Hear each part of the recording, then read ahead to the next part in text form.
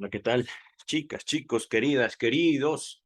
Vamos a continuar con la lectura de las obras completas de Sigmund Freud, editorial Amor-Ortu, la Standard Edition, los libros verdes.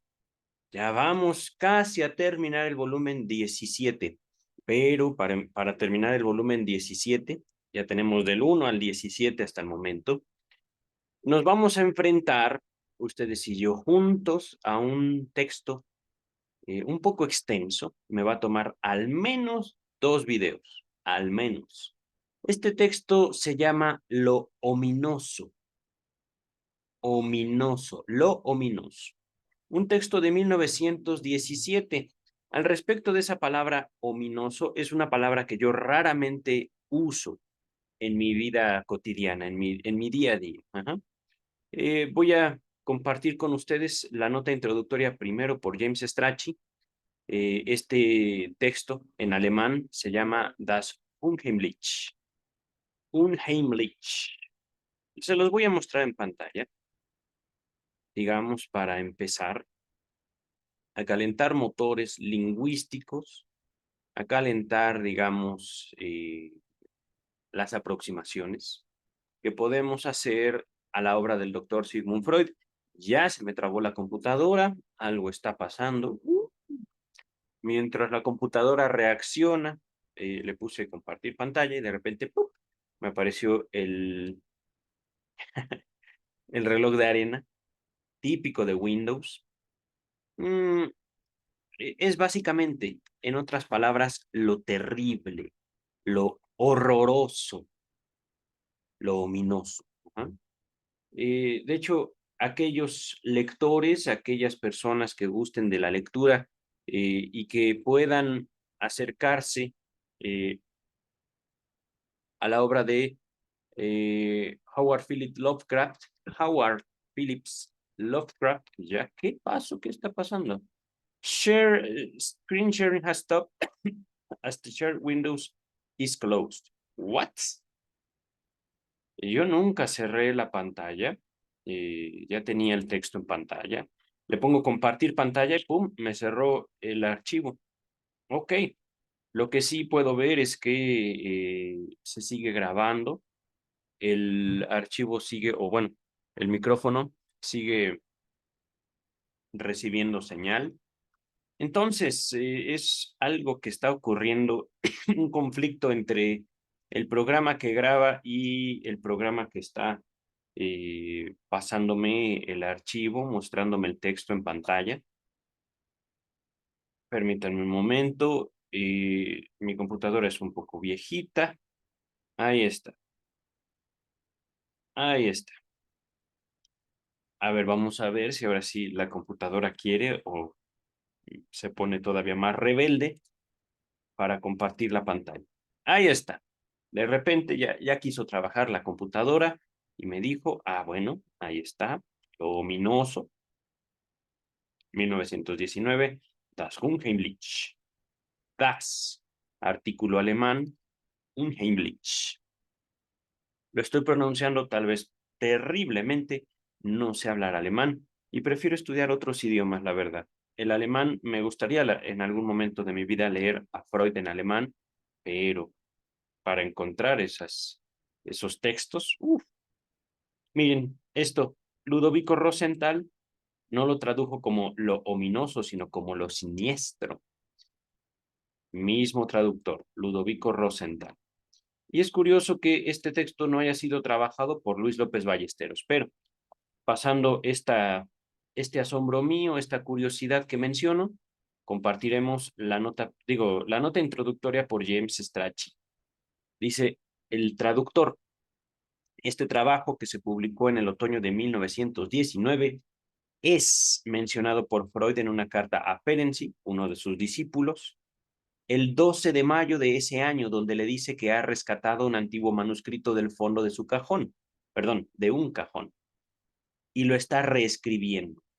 Nada se sabe sobre la fecha de su primera redacción o sobre la medida en que lo modificó, pero la nota de Totem y Tabú, citada en la página 240, muestra que ya en 1913, 6 años antes, El tema estaba rondando su pensamiento y al menos los pasajes referidos a la, entre comillas, compulsión de repetición, que esto va a ser interesante después, más allá del principio del placer. Ese texto todavía no lo leemos, pero, repito, al menos los pasajes referidos a la compulsión de repetición deben haber sido fruto de la revisión, ya que incluyen una síntesis de gran parte de más allá del principio del placer, de 1920, obra a la que aluden como casi concluida.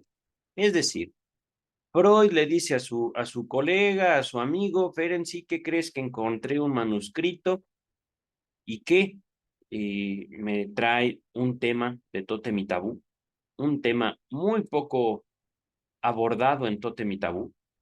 De hecho, que yo recuerde, Freud no usaba todavía esta frase, compulsión de repetición. Posiblemente sí, ahorita no me acuerdo, les soy sincero, de nuestra lectura de Tótem y Tabú, pero sin duda les podré dejar en la descripción el estudio que hicimos de Tótem y Tabú. Ajá. Estoy viendo que mi fondo de pantalla está parpadeando. Es algo sin importancia, de hecho es un fondo totalmente verde, pero si en algún momento ven que atrás de mí ya no está Freud, sino que hay una pantalla verde, pues cosas de iluminación.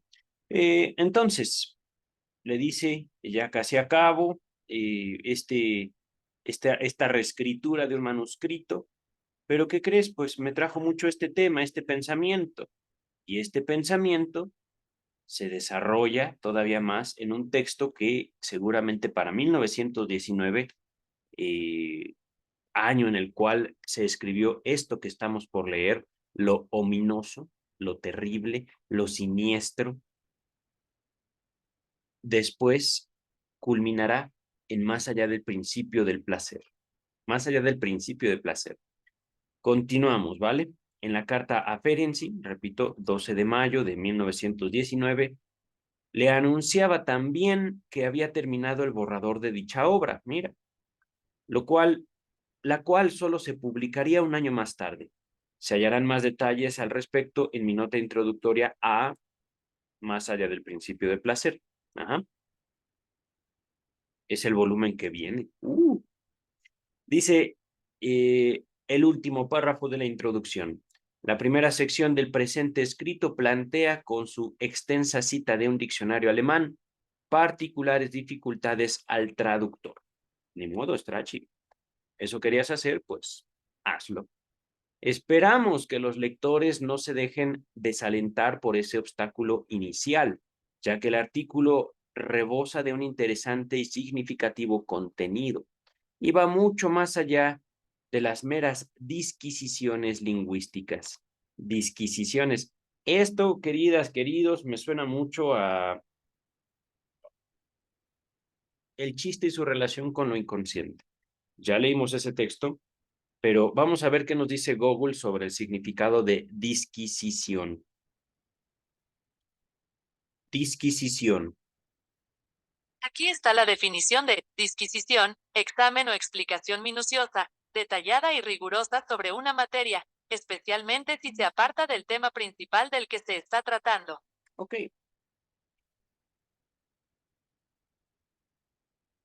Digamos como una hilación de pensamiento a partir de un tema específico, una investigación que se lleva a cabo a partir de un elemento, de un elemento fundacional, de un elemento principal, nace una línea de pensamiento. Y aquí estamos viendo una disquisición lingüística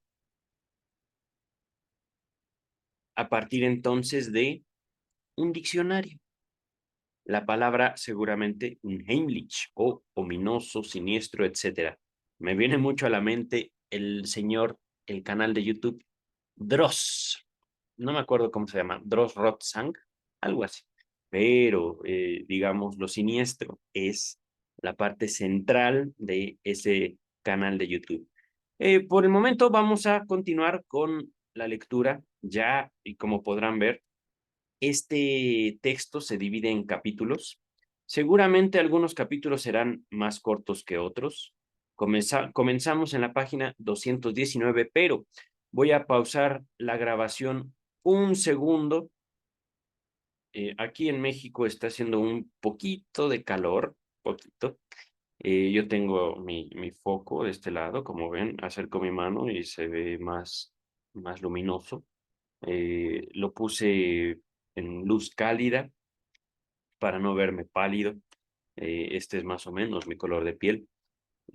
Pero calor ambiental, tengo abiertas puertas, ventanas. Voy a prender el ventilador, pero voy también por un vaso de agua justo para hidratarme, mientras comparto con ustedes el texto del doctor Sigmund Freud, Lobo Minus. Permítanme. Listo. Ahora sí, comenzamos con la lectura. Eh, Vamos a ver. Página 219. No veo palabras alemanas. Creo que el texto y la lectura va a ser más rápida si no comparto el texto en pantalla. Es muy raro, dice Freud, es muy raro que el psicoanalista se sienta proclive, inclinado a indagaciones estéticas, por más que a la estética no se la circunscriba a la ciencia de lo bello, ahorita vamos, sino que se la designe como doctrina de las cualidades de nuestro sentir. Bueno, así habla Freud, discúlpenlo. Como una persona culta del doctor Freud, mucho más culta que yo, sin duda, eh, suele hacer uso de palabras difíciles. Proclive, circunscriba, designe, cualidades. Ok, vámonos despacito a ver si podemos traducirlo, a ver si podemos replantearlo. Permítanme, para esto sí quisiera compartirles la pantalla. Ahí está. Hablamos indagaciones estéticas, ¿vale? Y pareciera que al doctor Freud se le olvidó su estudio de el chiste y su relación con lo inconsciente. Pareciera. Eh, por más que la estética, vamos ahorita a hacer algunas observaciones. El psicoanalista no se dedica, por ejemplo, a la historia del arte. El psicoanalista no se dedica a la ciencia de lo bello.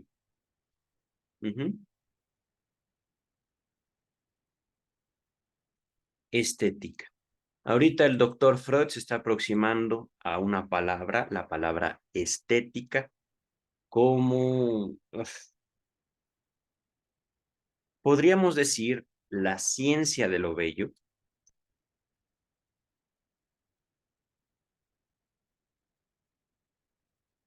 Esta palabra es la que me cuesta trabajo.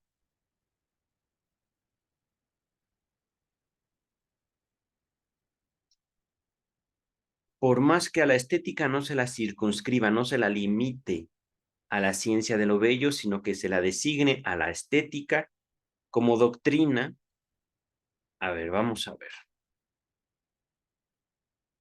¿Por qué sentimos lo que sentimos, cuándo lo sentimos y cómo lo sentimos? Repito, ¿por qué sentimos lo que sentimos, cuándo, es decir, en los momentos en los que sentimos y de la forma en la cual lo sentimos? Estoy ahorita tal vez no recordando, estoy ahorita elaborando mucho de lo que trabajamos en el chiste y su relación con lo inconsciente, y estoy planteando esto así. El psicoanalista se aproxima a la estética.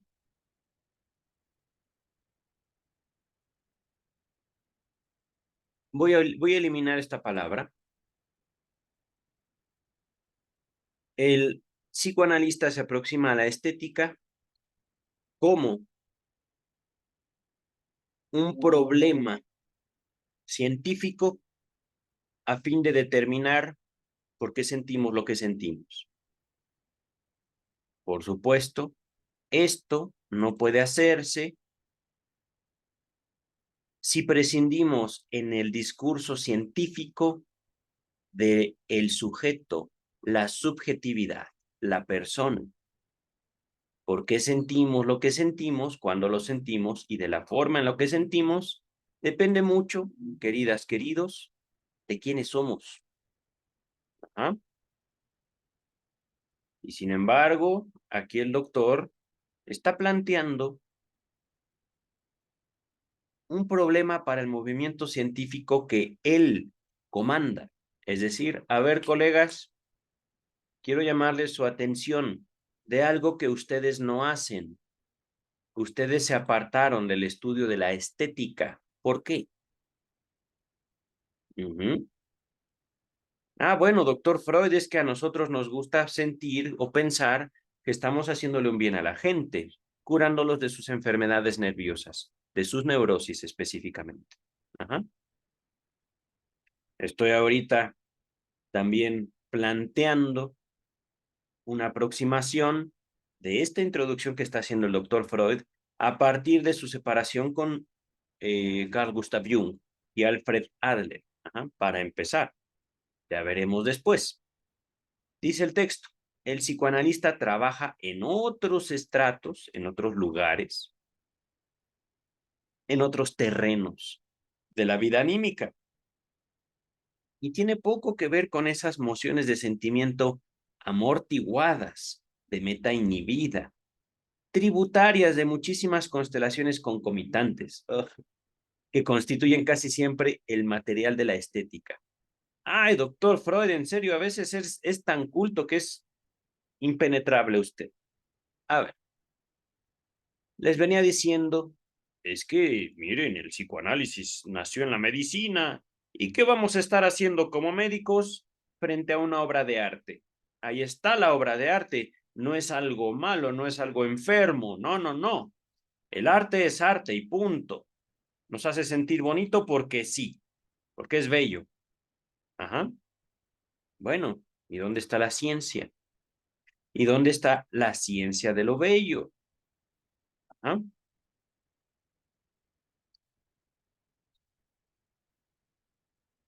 El psicoanálisis trabaja en otros estratos de la vida anímica y tiene poco que ver con esas mociones de sentimiento y es aquí donde nos aproximamos a nuestro sentir, a lo que nos genera el arte, la estética, que es lo bello. Mociones de sentimiento amortiguadas, de meta inhibida, tributarias de muchísimas constelaciones concomitantes. Ahorita el texto no lo ha dicho, el texto simplemente menciona estética. Yo he traído el arte, ¿ah? Cualquier forma de arte. Y esto también soy muy estricto en mi propio libro. Desde la Capilla Sixtina hasta el reggaetón. Punto. ¿Por qué? Porque es arte. ¿Por qué? Porque provoca algo. Ajá. Por supuesto, lo que provoca es diferente, es distinto, pero provoca, genera. Y esto lo debemos a las mociones de sentimiento amortiguadas. Digámoslo aquí con otras palabras, aquello que nuestros sentimientos piden, pero que chocan con un colchoncito. Ajá. Queremos algo y ¿qué crees? Pues no. De meta inhibida. Tributarias de muchísimas constelaciones concomitantes. Todo esto, amortiguada, meta inhibida, tributaria, mociones de sentimiento. Moción. Vamos a ver, San Google, ¿dónde estás? ¿Dónde dejé mi celular? Aquí está.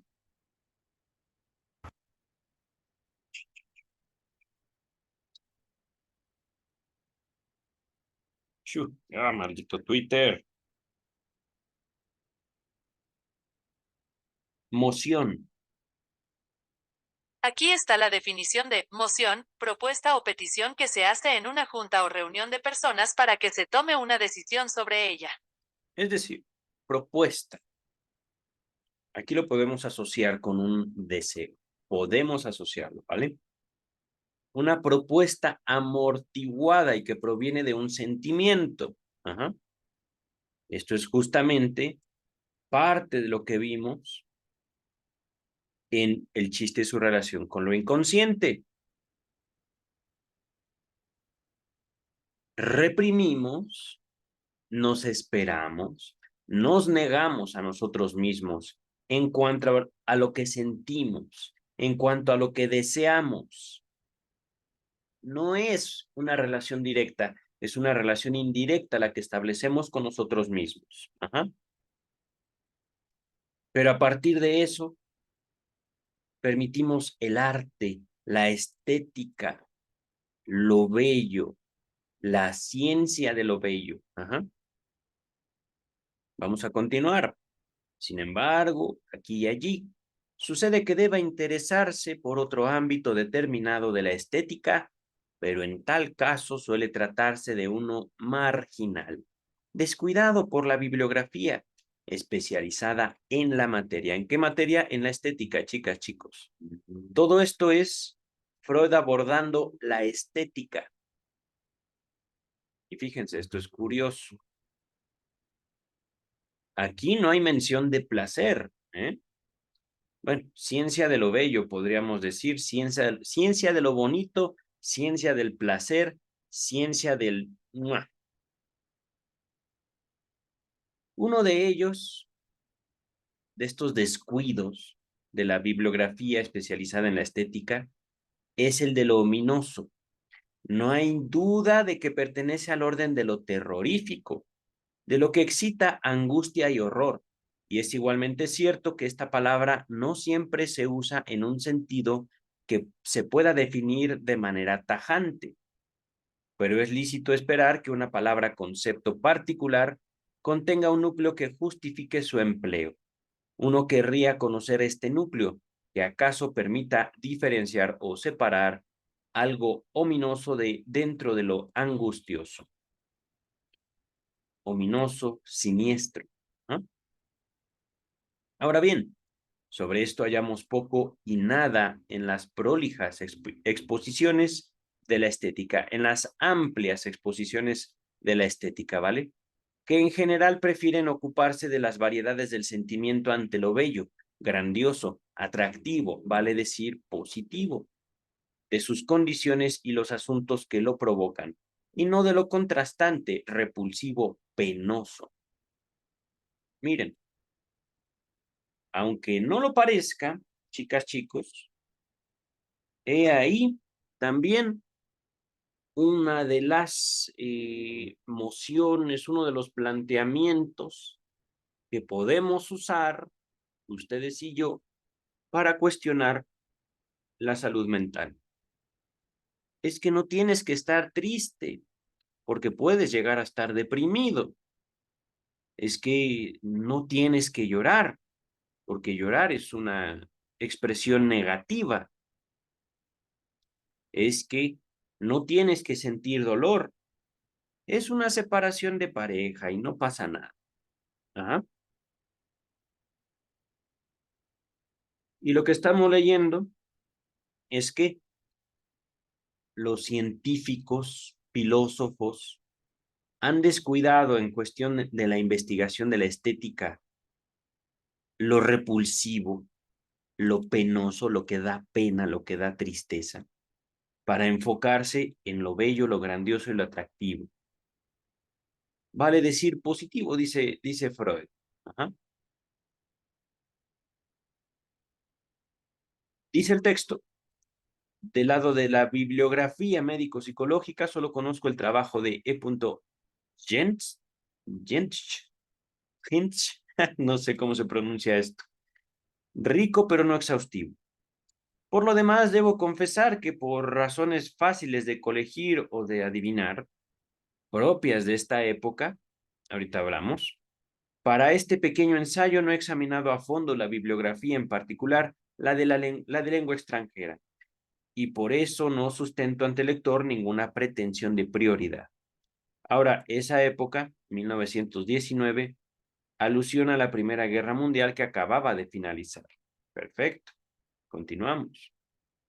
Jianxiu, este sujeto, destaca con pleno derecho como una dificultad para el estudio de lo ominoso que diferentes personas muestran muy diversos grados de sensibilidad ante esta cualidad de sentimiento. Es decir, nuevamente, lo que puede ser ominoso o siniestro para mí puede no serlo para ustedes o viceversa. Ustedes pueden tener miedo a cosas a las cuales yo no tengo miedo. Y en verdad, dice Freud, el autor de este nuevo ensayo tiene que revelar su particular embotamiento, digamos dificultad, en esta materia, donde lo indicado sería poseer una mayor agudeza sensitiva. Hace ya largo tiempo que no vivencia ni tiene noticia de nada, que nada le provocase la impresión de lo ominoso, y por eso se ve precisado ante todo de meterse dentro de ese sentimiento, a despertar su posibilidad dentro de sí. Chicas, chicos, aunque ustedes no lo crean, aquí Freud está hablando de sus propias limitaciones. Es decir, yo voy a hablar de un tema del que no sé, porque hace mucho tiempo que yo no nombro nada como algo ominoso, terrible o siniestro. Por lo tanto, yo, Sigmund Freud, me voy a meter ahí. Me voy a echar un clavado a la alberca de lo siniestro. Voy a despertar esa posibilidad dentro de mí. A ver, que quiero ver eso, doctor Freud. Continúa. Por cierto, que también en muchos otros ámbitos de la estética hay grandes dificultades de esta índole, mas no por ello desesperaremos de encontrar casos en que ese discutible carácter sea aceptado sin vacilar por la mayoría.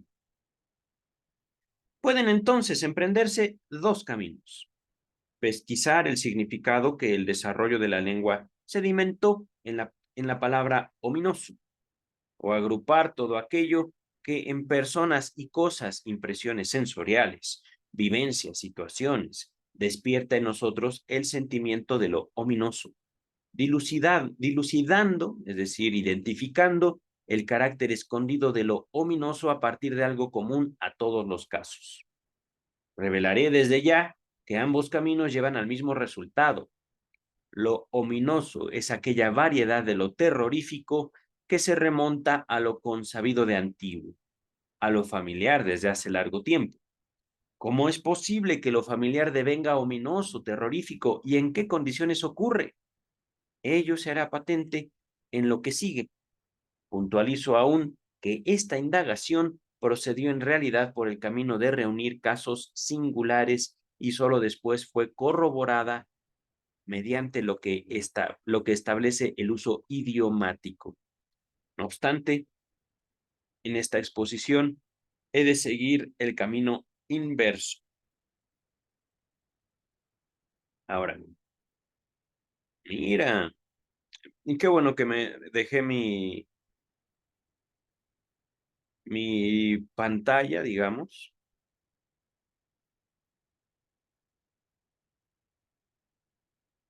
para mostrarles estas palabritas alemanas.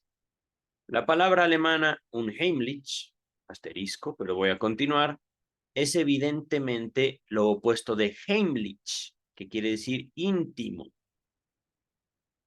Heimsich, no, heimisch, que quiere decir doméstico. Vertraut, familiar. Y puede inferirse que es algo terrorífico justamente porque no es consabido, no es familiar, no es doméstico, no es íntimo. Podríamos decir incluso lo desconocido. Ajá. Repito, es algo terrorífico justamente porque no es algo consabido. Ahí creo que dice bekannt, la palabra consabido, ¿no? No es algo consabido ni familiar. Ahora, el asterisco. Ténganse en cuenta que el prefijo, digamos, un en un Heimlich es prefijo de negación, es decir, no familiar, no íntimo, no doméstico. Continuamos.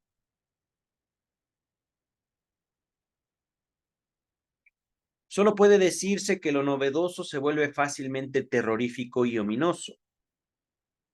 Algo de lo novedoso es ominoso, pero no todo. A lo nuevo y no familiar tiene que agregarse algo que lo vuelva ominoso. En general, gens no pasó más allá de este nexo de lo ominoso con lo novedoso. Es decir, para este autor, lo ominoso tenía que ser lo nuevo. Halla la condición esencial para la ocurrencia del sentimiento ominoso en la incertidumbre intelectual, es decir, el yo no sé. Lo ominoso sería siempre, en verdad, algo dentro de lo cual uno no se orienta, por así decir. Enfatizo. Estoy desorientado, esto es desconocido para mí.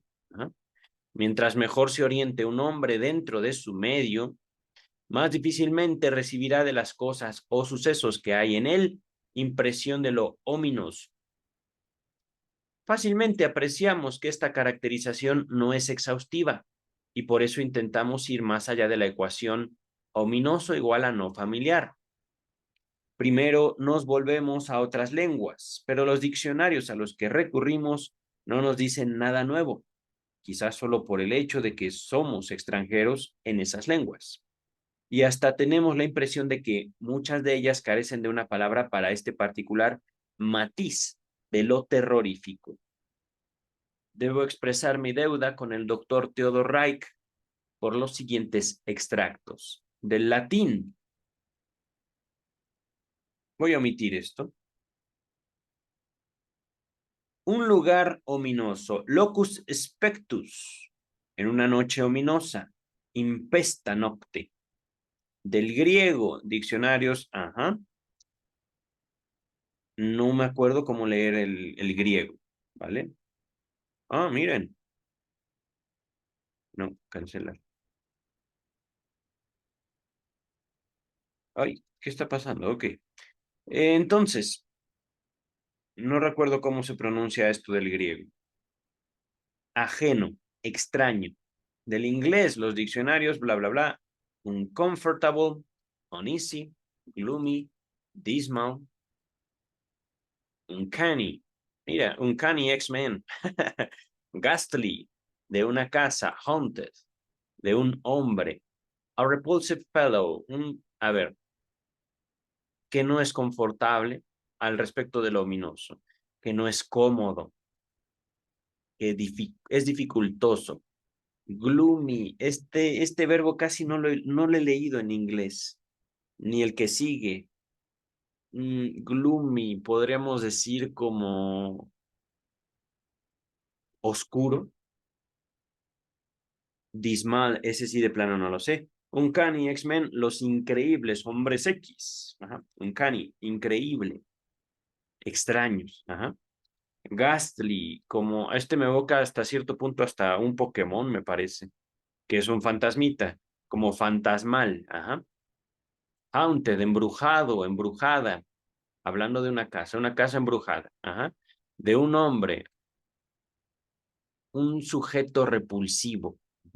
Del francés, inquietante, siniestro, lúgubre. Esto también lo podemos casi leer lo mismo en español. Esto sí no tengo idea ni cómo se pronuncia ni lo que significa. Y recordemos, aquí el doctor Freud incluye, gracias a Theodor Reich, el idioma español porque ellos hablaban alemán. Entonces, lo que podemos entender como ominoso también es sospechoso, de mal agüero, lúgubre, siniestro. Continuamos. El italiano y portugués parecen conformarse con palabras que calificaríamos de paráfrasis, mientras que en árabe y hebreo, un Heimlich coincide con demoníaco y horrendo. Mira, demoníaco. Volvemos entonces a la lengua alemana. En Daniel Sanders, ¿qué es eso? Este libro de Daniel Sanders, qué bueno que dejé el texto en la pantalla. Se encuentra para la palabra Unheimlich las siguientes indicaciones que transcribo por extenso y en las que destaco con bastardillas o en bastardillas algunos pasajes. Asterisco antes de ver los pasajes. En la traducción del fragmento del diccionario de Sanders, mira, es un diccionario, que sigue a continuación, se han omitido algunos detalles referidos principalmente a la fuente de las citas. Ok, Me lleva. Un Heimlich, sustantivo. Ah, no. Heimlich, adjetivo, sustantivo. Heimlich, Heimlichkeit. Heimlichkeiten. Este debe ser inciso A. También Heimlich, Heimlich, perteneciente a la casa, no ajeno, familiar, doméstico, de confianza e íntimo, lo que recuerda al terruño, podremos decir a la casa, etcétera. Segunda definición, anticuado, debe ser una definición vieja del idioma alemán, perteneciente a la casa, a la familia, que se considera pertenecientes a ellas. Latín familiaris o familiar. Die Heimlichen, o lo familiar, lo conocido, los que conviven en casa. Ajá. Der Heimliche Rat. Miren, aquí hay unas referencias bíblicas. Realmente ahorita no tengo mis Biblias a la mano.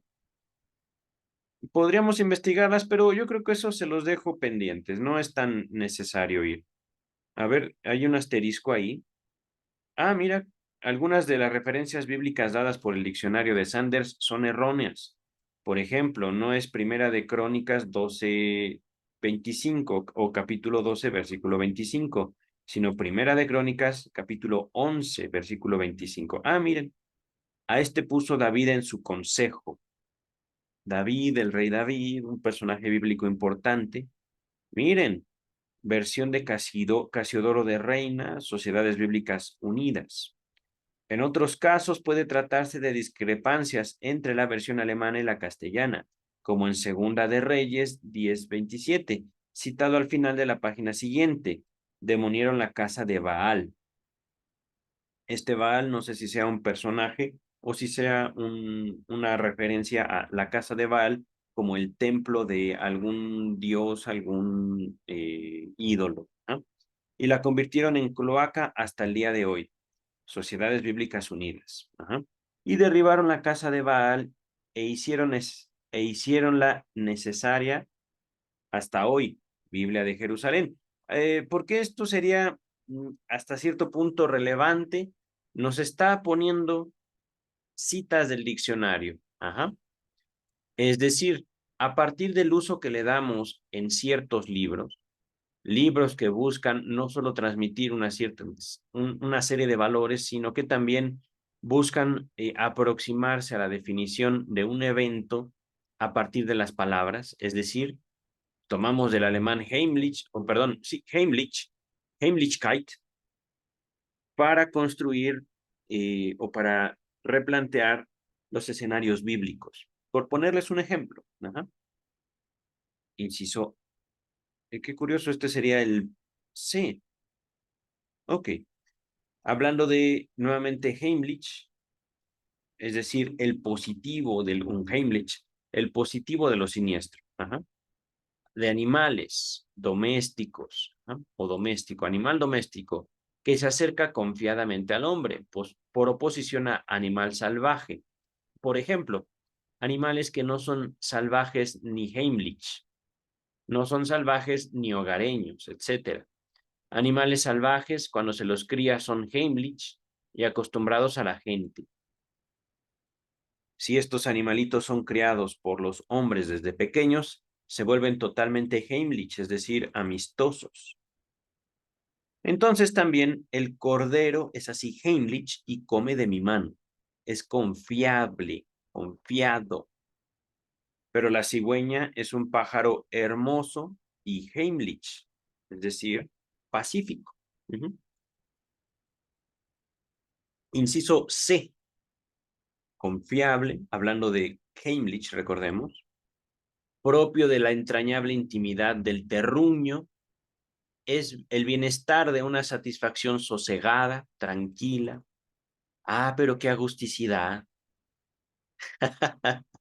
Estoy haciendo uso de un meme. Una calma placentera y una protección segura como las que produce la casa.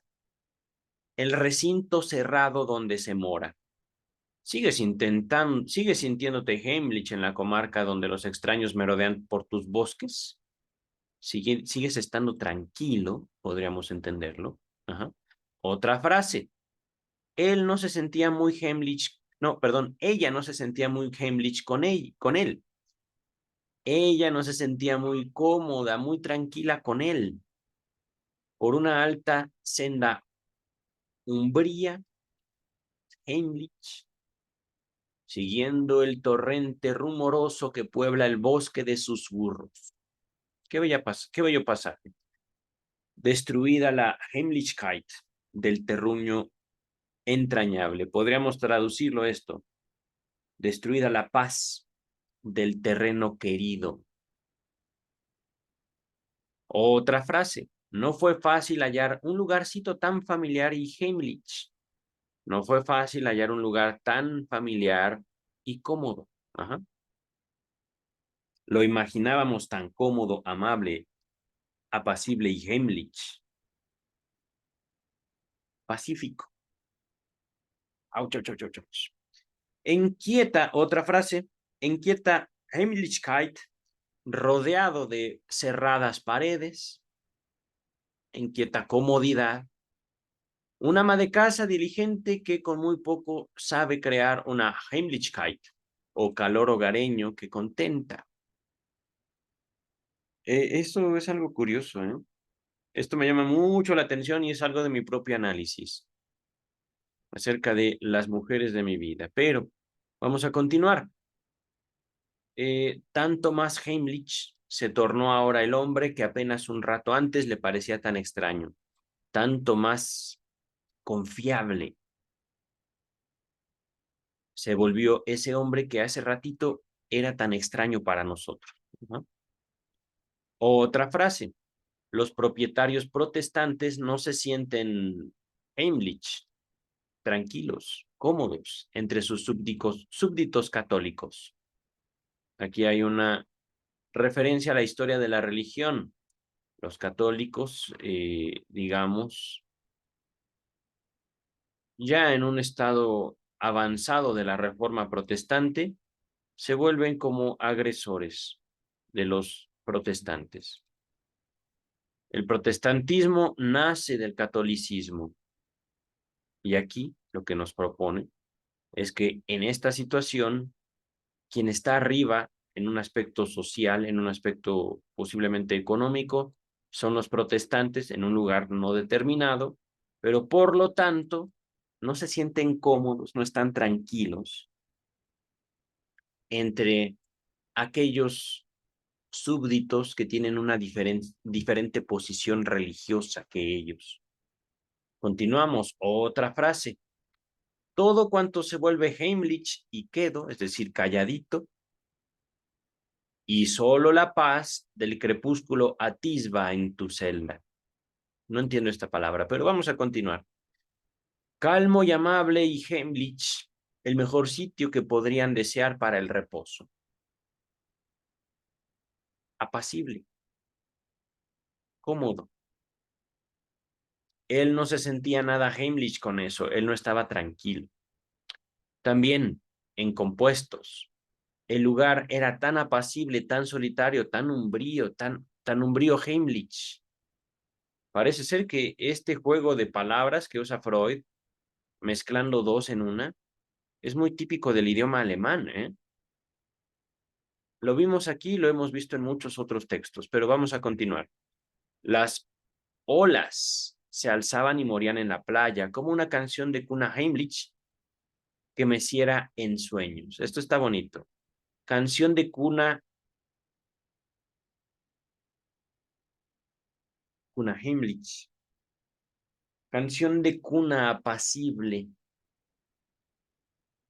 Véase un especial, un Heimlich.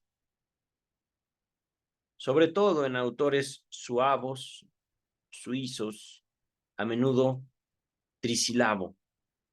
Juan Heimlich volvió a sentirse vivo al atardecer, de regreso al hogar. Me sentí tan Heimlich en la casa. Puntos suspensivos. Otra frase. La cálida habitación. La Heimlich siesta. Heimlich siesta. Miren. una variación.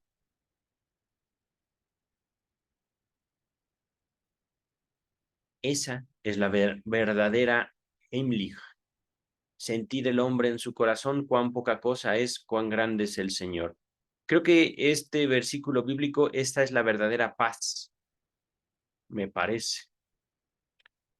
Fueron cobrando confianza y sintiéndose Heimlich entre ellos, tranquilos, cómodos, confiados. No, es que ya aquí está confianza. Vamos a ver otra frase. La íntima Heimlichkeit. Heimlichkeit. Intimidad, podríamos decir. No, la íntima intimidad, no. La íntima cercanía. En ninguna parte estaré más Heimlich que aquí, más cómodo, más tranquilo. Lo que viene de lejanas tierras, ciertamente no vive del todo Heimlich, como nativo, avecinado con las gentes. La cabaña donde otrora solía descansar entre los suyos, tan Heimlich, tan jubiloso. El guardián de la torre hace sonar Heimlich tranquilamente su cuerpo, su cuerpo o su cuerno, su cuerno, y su voz invitaba, hospitalaria. Otra frase, ahí se duerme envuelto en tanta suavidad y calidez, tan maravillosamente Heimlich. Esta acepción debería generalizarse a fin de que la palabra genuina no cayera en desuso a causa de una natural confusión con dos. Véase los sex, un patronímico, son todos Heimlich, en el sentido dos. Heimlich, una pregunta. ¿Qué entiende usted por Heimlich? Pues, puntos suspensivos. Me ocurre con ellos lo que con un manantial sumergido o un lago desecado. No se puede andarles encima sin tener la impresión de que en cualquier momento podría volver a surgir el agua. Ah, nosotros lo llamamos un Heimlich. Ustedes lo llaman Heimlich.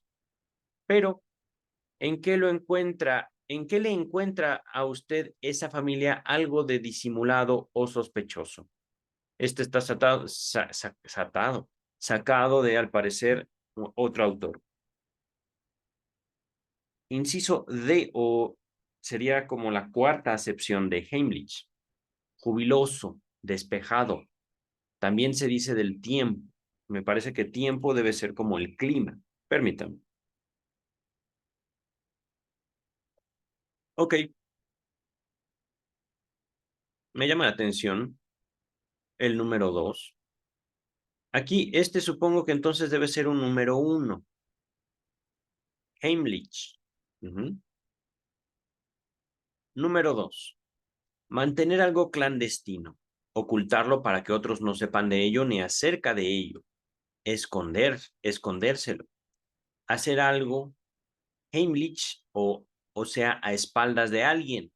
Sustraer algo Heimlich. Encuentros, citas Heimlich, perdón. Alegrarse Heimlich de la desgracia ajena. Repito, alegrarse Heimlich de la desgracia ajena. Alegrarse ocultamente, podríamos decir. Alegrarse disimuladamente. Suspirar, llorar Heimlich. Obrar Heimlich como si uno tuviera algo que ocultar. Amor, amorío, es decir, una aventura. Pecado, Heimlich. Lugares Heimlich, que la decencia impone ocultar. Lugares ocultos, lugares púdicos, podríamos decir. Primera de Samuel, el Heimlich gabinete, el excusado, el toilet, el, el retrete. Ajá. Segunda de Reyes, capítulo 10, versículo 27. También la silla Heimlich, o bien arrojar en sepulcros o en Heimlichkeiten. Condujo Heimlich las yeguas ante Laomedón, tan sigiloso, Heimlich, astuto, malicioso, hacia los amos crueles, como franco, abierto, compasivo y servicial hacia el amigo en apuros. Otra frase, todavía debes conocerlo, Heimlich, que es más santo en mí? ¿Lo oculto que es más santo en mí? No entiendo ahí. El arte Heimlich, la magia, el arte oculto, el ocultismo, miren. En el momento en que las cosas ya no pueden ventilarse en público, comienzan las maquinaciones Heimlich. Libertad es la consigna cuchicheada por los conjurados Heimlich y el grito de batalla de los que se levantaron en pública rebelión. Una acción santa, Heimlich. Tengo raíces que son bien Heimlich y estoy plantado hondo en este suelo, bien ocultas, raíces profundas. Mis traiciones Heimlich. Traiciones, miren. Si él no recibe abierta y escrupulosamente, acaso lo tome Heimlich e inescrupulosamente. Es decir, aquí Heimlich es lo contrario a abierto. Lo tome oculto e inescrupulosamente. Otra frase, hizo construir telescopios acromáticos, Heimlich, y secretamente. Desde ahora, otra frase, quiero que no haya nada Heimlich o entre nosotros. Esto se entiende fácil. Te estoy invitando a hablar con la verdad. No quiero que haya nada oculto entre nosotros. Heimlich. Descubrir, revelar, delatar las Heimlichkeiten de alguien, los secretos, las confesiones. Maquinar Heimlichkeiten a mis espaldas. Mira, como una traición. En mi tiempo nos dedicábamos a la Heimlichkeit. Con la mano del intelecto puede desatar el impotente sortilegio de las Heimlichkeit o del oro escondido. Fíjense cómo no es el alemán una lengua, digamos, precisa, exacta. Depende mucho del contexto, depende mucho de la intención que tenga una palabra dentro de la oración. Heimlichkeiten, Heimlichkeit, Heimlichkeit. ¿Y dónde lo escondes? En el sitio de callada Heimlichkeit. Ahí, ese sí no lo entendí. Otra frase. Abejas que destiláis el sello de las Heimlichkeiten. Mira, Heimlichkeit aquí se traduce como la cera de sellar.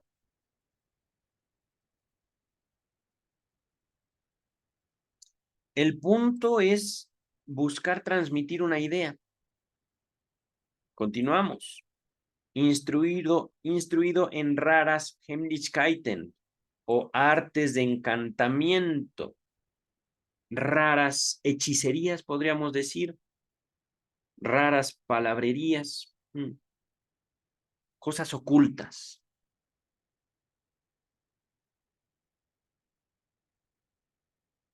Dice el texto, para los compuestos, véase 1C, ya lo vimos.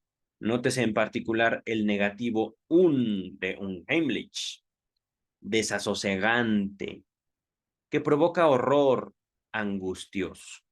Horror angustioso, ¿vale? Le pareció un Heimlich espectral, las horas tenebrosas, un Heimlich de la noche. Desde hacía tiempo tenía la sensación de algo, un Heimlich, y aún horroroso en mi ánimo. Otra frase, ahora empieza a volverse un Heimlich. Otra frase, siente un horror, un Heimlich. Otra frase, un Heimlich y tieso como una estatua. Horrorizado, podríamos decir ahí. Otra frase, un Heimlich niebla que vela la cima de los montes, la terrible, la inquietante niebla. Otra frase, estos pálidos jóvenes son un Heimlich y traman Dios sabe qué maldades. Se llama un Heimlich a todo lo que estando destinado a permanecer en el secreto, en lo oculto, ha salido a la luz. Definición de Schelling. Velar lo divino y rodeado de una cierta Unheimlichkeit. Podríamos incluso aquí leer una cierta santidad. una cierta distancia. Ajá. Es inusual un Heimlich como opuesto al sentido 2. Miren, ha sido un buen trabajo, este que estamos haciendo. Y yo creo que por la extensión del texto, voy a finalizar solo con la introducción del capítulo 1 a este video, ¿vale? No creo que es un abordaje tan difícil como en el chiste y su relación con lo inconsciente. Vamos a continuar, ¿vale? De esta larga cita, lo más importante para nosotros es que la palabrita, Heimlich, entre los múltiples matices de su significado, muestra también uno en que coincide con su opuesto, un Heimlich. Por consiguiente, lo Heimlich deviene un Heimlich, véase la cita de Guskov, nosotros lo llamamos un Heimlich, ustedes lo llaman Heimlich. Por ejemplo, nosotros lo llamamos raro, ustedes lo llaman común. Otro ejemplo, ustedes lo llaman familiar, nosotros lo llamamos desconocido. O al revés. Ajá. En general, quedamos advertidos de que esta palabra Heimlich no es unívoca, sino que pertenece a dos círculos de representaciones que sin ser opuestos son ajenos entre sí, el de lo familiar y agradable y el de lo clandestino, lo que se mantiene oculto. Nota a pie de página número 2, creo que podemos leerla. Según Oxford English Dictionary, una ambigüedad similar posee la palabra inglesa canny, que tanto puede significar cozy o confortable, como endowed with occult or magical powers. ¿Qué? Dotado de poderes mágicos y ocultos. Repito, la palabra canny. Un Heimlich es traducido en inglés por uncanny. Regresamos al texto principal. Permítanme, déjenme ver si está. Ah, miren, aquí está ya el capítulo 2. Creo que va a ser una buena idea dividir esto en capítulos. Este capítulo me ha gustado. Dice el texto, también nos enteramos de que un Heimlich es usual como opuesto del primer significado únicamente, no del segundo. Aunque, ¿qué? Aquí ya no lo entendí. Un Heimlich es usual como opuesto del primer significado únicamente.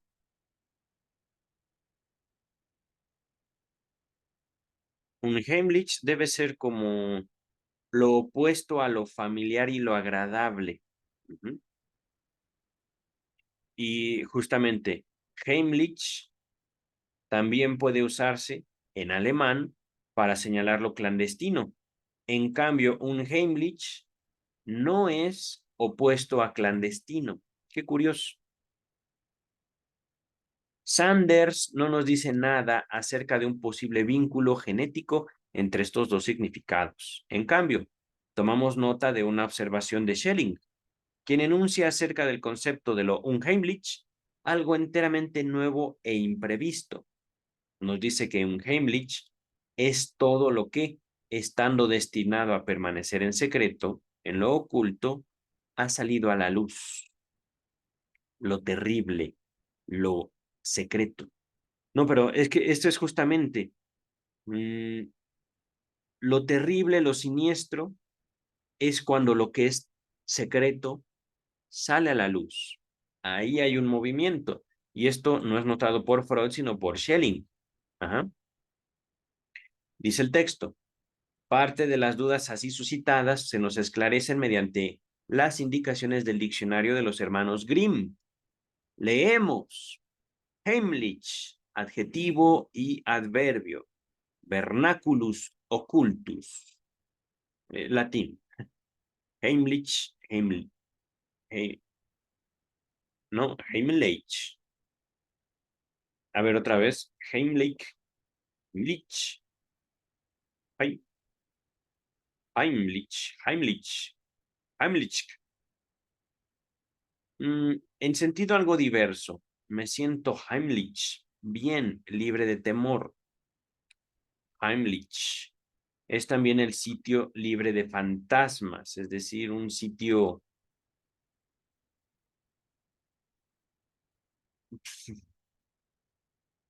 común. Familiar, amistoso o confiable.